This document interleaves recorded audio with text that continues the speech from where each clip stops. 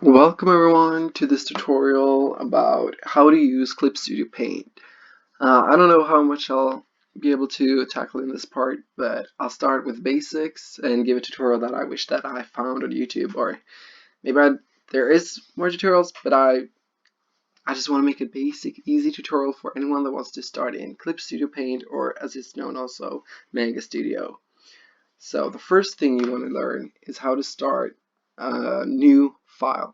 So when you open up, it'll be a completely gray screen. There'll be nothing here. I can just close all of this so that you can see exactly. Okay, well, maybe I'll save that one. So you can see exactly what type of a screen you'll be met up with. And that one, and I can delete that one as well. So this is the starting screen you will be met with when you start up. First you'll get this one, and then if you're logged in or not, you'll push paint, press on that button and start, and then you'll get this menu up. And what you want to do is that you start on new, like all the others, and you have different selections. I think usually you start on comic. I switched to illustration. You can customize your presets. You have all from 7BDI to every this, and then you have A4, A5, A6, postcard, all these different things. I made my own because I found the resolution on an A4 paper quite small, but I can probably just change it here to get a better resolution on an A4. We can test that out right now. Let's say we go for 300 dpi, basic color, paper color, template, yeah. Everything. You don't need to push too much, you can just change the width and size and everything. And then you'll get this up. And this is basically your canvas. You can change the size here, image resolution. You found out that, oh, I want it to be a tad bit taller, smaller, or longer. Depends on what you want to change. Canvas properties, again, just settings to change canvas, and here's also change canvas size. And here you can literally pull the size you want your canvas to be. So if you find out that, oh, I just wanted it small like there, or I wanted to push the height, like, oh, I wanted to make it a tiny bit taller down there, you can push there and then it will push from downwards. Yeah, there's a lot of settings you can just play around with. So the first things you learn is you'll open with this, and then you'll have a lot of tools down here. So I think you'll start with the move tool. You can just move around. You can access this tool with a shortcut, which is spacebar usually. And then you can just, by holding down spacebar and turning or touching on your pad, you'll be able to move around on the canvas. Then you have object, where you have different objects. For example, with a comic, you can able to touch it, and we'll go deeper into that, but you don't have to worry about that in the start. And this is like move layers, so you can move different layers, tone the pattern and the grade and everything. You'll get to that later as well. Here's the selection tool. So for example, making a selection, you can add more on the selection by pressing shift, and you can remove by pressing alt. You remove from the selection. And you can also have the ellipse selection. Then the lasso tool, commonly known, you can make around. It's quite useful if you make a selection like this and then you just want to add more. You can press down shift. Just add more if you want to touch more of the polyline. I haven't used this too much. I don't find it that useful. You just double click when you want to close it. The selection pen, quite useful if you want to make the selection bigger, just where you've selected. So for example, if you want to make it like this, you can fill it in with black. And yeah, this is also quite handy with the selection tool. So here you have all these different tools. So here you have deselect. You can make a new selection. Here is crop, which means you crop the whole canvas to what you've selected. So if you make this form, it'll crop at the outer edges of every corner. And then you have invert. So now you're going everything around, and that is was not selected, is going to be filled. Quite smart to do. What I tend to do is, for example, if you have your character right here, it might be smart if you know that all the edges are closed. You can use, so auto select is basically auto selecting for you, so you don't need to physically push it, and then you make a selection all around, and then you can invert it, and then you can fill it with whatever it is you wanted it to be filled with. Of course, this works easier if you have a pen that is not like a pencil pen, but rather a normal or a hard-edged pen, because then you will get the crisp line. I just showed you the wand. It will also auto-select different parts. So I can try to show you with, if I can open up one of my files. Yeah, this one, okay, it's quite boring. We can take this one. So for example, if I want to select all the outer edges, it would select all the outer edges, so that basically automatically make a selection around objects, so with the same color. Here it's going to have a more difficult time because it's going to try to find the same kind of colors and find out where you want the selection. Here it also will have quite a lot of problem because there are too many different tones and too many different kind of, you see how it kind of tries to find the correct selection, while if you have like a single color, it would be easier. So it's smart to use on that type of stuff. The eyedropper tool, quite useful to find the correct color, and to, for example, in this image with a ribbon here, I dropped this color and put it here and here and here to like kind of get the same color family. You can also access the eyedropper tool by, I have on my tablet pen, it's the right click will access that automatically.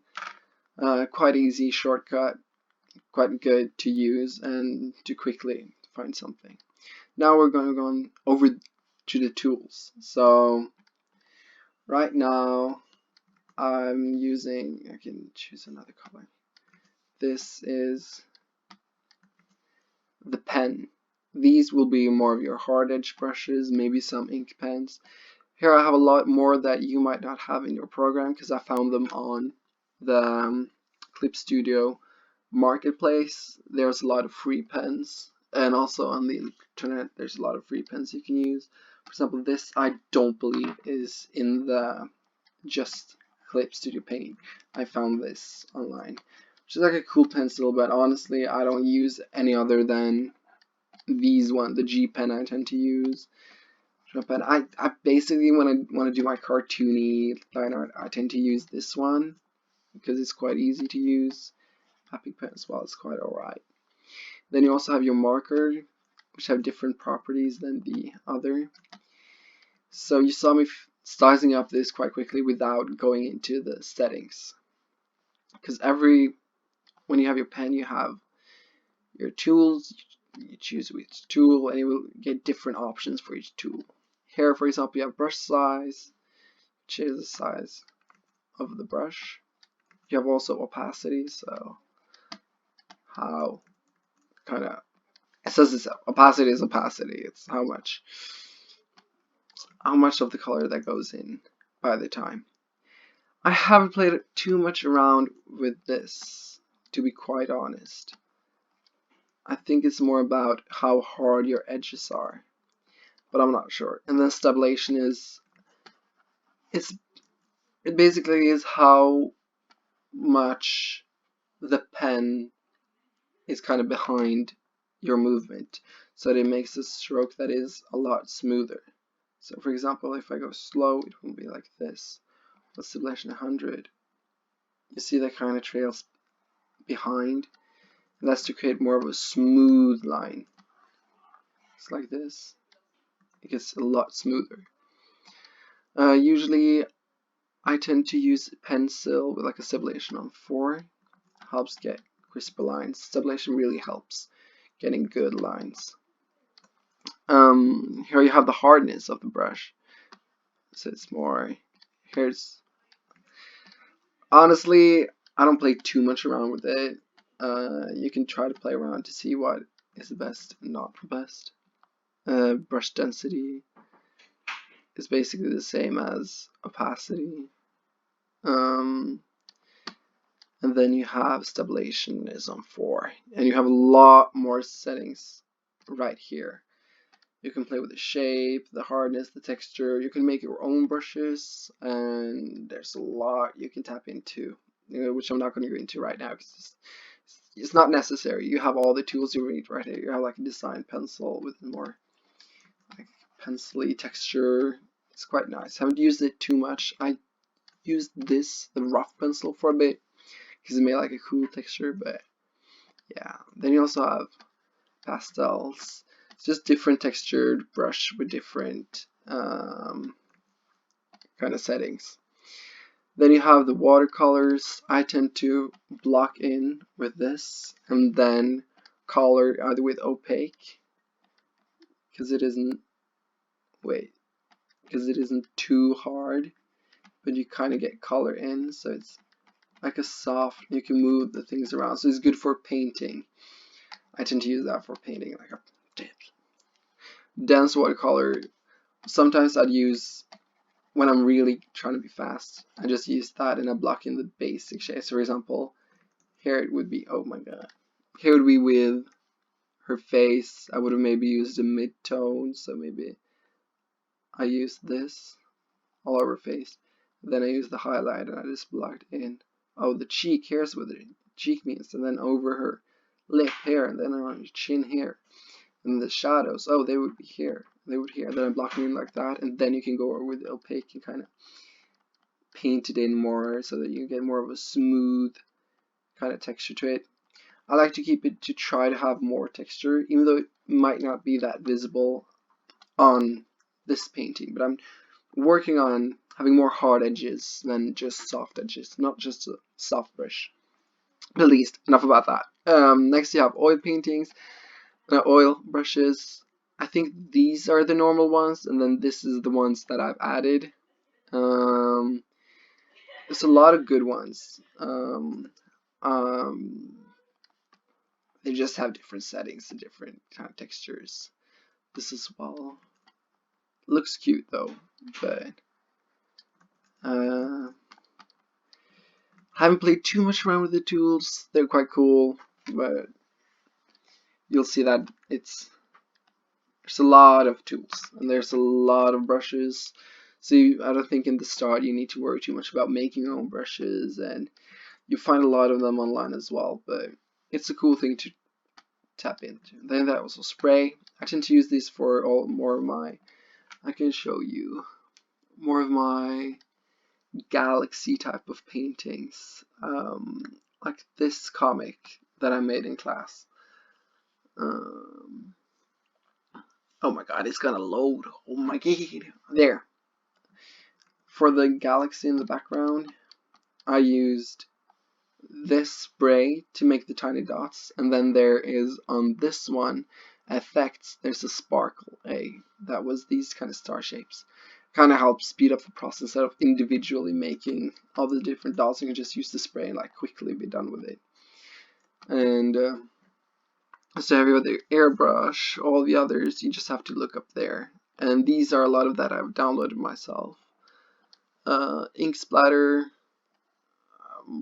most of them I think most of these, I don't think you have this one because I made this my own. Then you have it on effects, and there's a lot. Most of these are downloaded, but you have till this with effects. You have a lot of hatchings. There's a lot of things. Usually for basic painting, I don't tap into these except for the effects with the sparkle and shit for making glitter. Usually you don't need it. The erasers, and then you have like the hard eraser, your soft eraser, your real eraser, you have snap eraser. There's a lot. You tend to go for more of the hard or real eraser. Some of them, they're quite nice. Then you have blending modes, and this is a fun part to tap into. So let me just get my dense watercolor, And let's play around here with this and this. Okay, these are not very complementary. Let's use these two.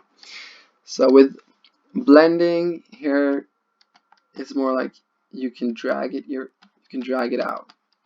It's kind of like finger. It's not fingertip, but it's kind of like you can blend it out softly. Which is nice. I don't tend to use it that often. Sometimes maybe.